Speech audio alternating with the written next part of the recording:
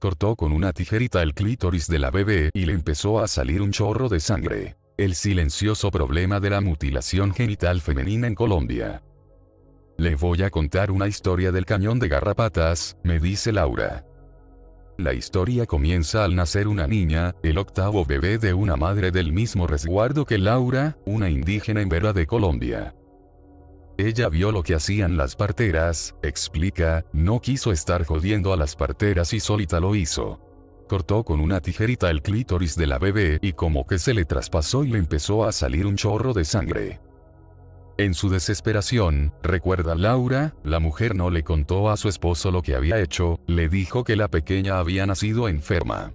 Cosa de espíritus. La llevaron a 2 días de camino para que la curaran. El cañón de Garrapatas, en el límite entre los departamentos de Valle del Cauca y Chocó, en el occidente colombiano, es una zona remota y de difícil acceso, pero no hubo forma. La niñita se murió así, vaciándole sangre, con hemorragia y ella quedó como la mamá que mató. La mujer no pensaba en hacer un daño, con base en sus creencias asumía que le estaba haciendo un bien a la bebé, una curación, como se conoce entre las indígenas. Los hombres no participan del proceso, o corte del callo. En la cultura occidental se conoce como ablación o mutilación genital femenina, MGF, y está severamente cuestionada. En palabras del Fondo de Población de Naciones Unidas, UNFPA, que trabaja a nivel global para intentar erradicarla, es una práctica que implica la alteración o lesión de los genitales femeninos por motivos no médicos y que internacionalmente es reconocida como una violación de los derechos humanos. En la legislación colombiana la muerte consecuencia de una ablación genital está contemplada dentro de Ley de Feminicidio de 2015. Anteriormente, cuando nacían, se amarraban las piernitas, compraban una cuchillita. Las niñas nacen con una cosita así, vea, con la mano representa la vulva y con un dedo el clítoris, entonces eso le cortaban.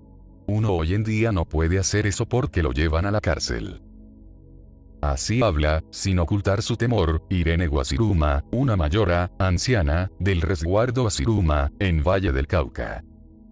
Está sentada frente a la puerta de una de las casas del resguardo, en el que viven cerca de 40 familias, en su mayoría niños que no dejan de preguntar, curiosear y bromear, rodeados de pequeños montes ondulados donde cultivan café y aguacate. Esa mañana Irene Guasiruma había ido a recoger granos de su pequeño cafetal. Y ahora habla en tono reflexivo. Yo no tengo esa cosa, no tengo nada, tengo limpio. ¿Cómo se llama eso? No le sale la palabra clítoris y se ríe con pudor al escucharla. Eso no tengo. El problema del lenguaje no es menor a la hora de hablar de este asunto. La muerte de 2 niñas en 2007 en el departamento de Risaralda, en el centro del país, hizo pública la práctica de la mutilación genital femenina entre los Embera. Desde entonces las autoridades y organismos internacionales intentan concientizar a las indígenas de la zona. Visitaron un resguardo en el que las mujeres no tenían palabra para denominar el clítoris. Cuando se lo señalaron en un dibujo del cuerpo femenino dijeron dolor. Le pregunto a la mayora Irene si ella la ha practicado. No, yo nunca asesiné niñas. Pobrecitas, ¿cómo va uno a cortar eso? No. A mi madre le gustaba cortar a las niñas, pero mi mamá nunca mató a nadie, cortaba bien perfecto. Un rato antes de esta conversación la mujer tenía sentados alrededor suyo a algo más de una decena de niños que la escuchaban contar historias tradicionales, como la de la muchacha que se convirtió en sirena. Los mayores y las mayoras cumplen un rol esencial en la comunidad embera, son su memoria viviente, el referente al que acuden los más jóvenes, incluidos líderes, consejeros y gobernadores, para pedir consejo y tomar decisiones de acuerdo a lo que dicta el conocimiento tradicional. En general, los mayores son médicos tradicionales y las mayoras son botánicas como Irene. En esos mismos días, un médico tradicional del mismo resguardo se encargaba junto a un compañero de arrojar agua mezclada con diferentes plantas sobre los que entraban a un recinto para asegurarse de limpiar a todos los presentes de espíritus negativos. Se trataba de encuentro para hablar acerca de la ablación entre los Embera, al que concurrieron hombres y mujeres de ese pueblo, de otros grupos indígenas, así como representantes del Estado y de UNFPA. Algo peculiar ocurrió en ese evento. Plantada frente a los presentes que llevaban varias horas escuchando experiencias de erradicación y modificación de las costumbres, en una de las últimas intervenciones del día, Blanca Lucila Andrade dejó perplejos a muchos al admitir no solo que ella fue sometida a la ablación sino también que, como partera tradicional, lo hizo con sus 4 hijas y con sus nietas. Pero la mayora Blanca no es Embera, es indígena nasa del departamento del Cauca. Básicamente esta mujer acababa de derribar la teoría de que la práctica se había erradicado entre los nasa. Y hablaba con espíritu de resistencia.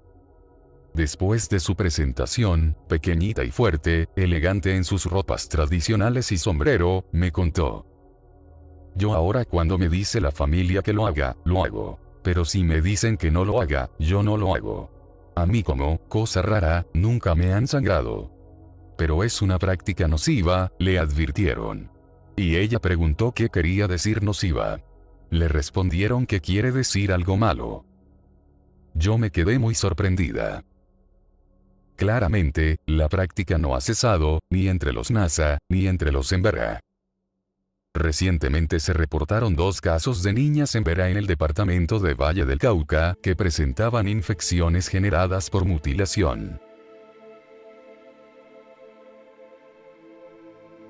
Las consecuencias físicas más frecuentes son la sobreinfección, porque además es una zona cubierta que es húmeda, a la que no se le hacen curaciones, explica Leonardo Quintero Suárez, del Instituto Nacional de Medicina Legal de Colombia.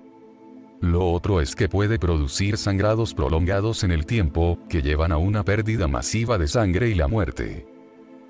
Y sus secuelas pueden afectar la vida cotidiana de niñas y mujeres y complicar sus partos. El mayor número de casos de MGF ocurre en África y Medio Oriente, donde hasta 2008 más de 140 millones de niñas y mujeres habían sufrido algún tipo de mutilación genital, aunque también existe en otros países. Naciones Unidas estima que cada año 3 millones de niñas corren el riesgo de ser mutiladas y morir en todo el mundo. En América Latina hay cierta evidencia anecdótica de la práctica en grupos indígenas desde Brasil y Ecuador hasta México, e incluso algunos afro, aunque se cree que en la mayoría ha sido erradicada o ha desaparecido. No entre los Embera, el segundo pueblo indígena más grande en número de habitantes de Colombia, 250.000, una nación que se extiende más allá de los límites de este país hacia Ecuador en el sur y Panamá en el norte. De hecho, UNFPA está investigando la posible existencia de casos en esos 2 países. Lo hacen disque con una tijera o con una cuchilla o lo queman con una cuchara, la ponen a calentar en el fuego, en una leña, y lo van machucando para que se vaya chamuscando el clítoris de la niña, explica Laura acerca cómo se hace habitualmente en la comunidad Embera. No se practica en todos los grupos Embera, sino fundamentalmente en el Embera chamí. También hubo quien me contó que se puede cortar con una especie de hoja filosa de una planta. Incluso hay parteras tradicionales que dicen hacer la curación simplemente aplicando plantas en la zona de la vagina. Ciertas estimaciones calculan que, entre los Embera chamí, 2 de cada 3 mujeres han sido mutiladas, pero no son datos confirmados ni oficiales. Cuando en 2007 se conocieron los casos de Risaralda fue un escándalo, de 2 acusadores se levantaron para apuntar en la dirección de la comunidad Embera, especialmente de las parteras tradicionales, generalmente encargadas de llevar a cabo la ablación. No dejaba, además, de implicar una profunda contradicción para los Embera, para cuya cosmovisión la vida es sagrada. No podían entender cómo algo que suponían beneficioso podía causar la muerte. El principal desafío es que esta es una práctica tradicional y muchas comunidades tienen la creencia de que no es mala, sintetiza el representante de UNFPA en Colombia, Jorge Parra. Para la Embera es un parámetro de normalidad. Cuando una funcionaria del gobierno fue a hablar con mujeres de la comunidad, la primera pregunta que le hicieron fue: ¿cómo, ustedes no lo hacen? En 2007 organismos del Estado, entidades internacionales, se pusieron en marcha con enfoques diversos.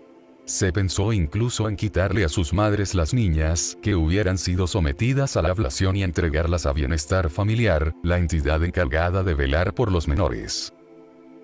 Con eso apareció el riesgo de que la comunidad se cerrara sobre sí misma, el riesgo de que una práctica silenciosa fuera más silenciada por el miedo al escarnio público, a perder a sus hijas, a terminar presas.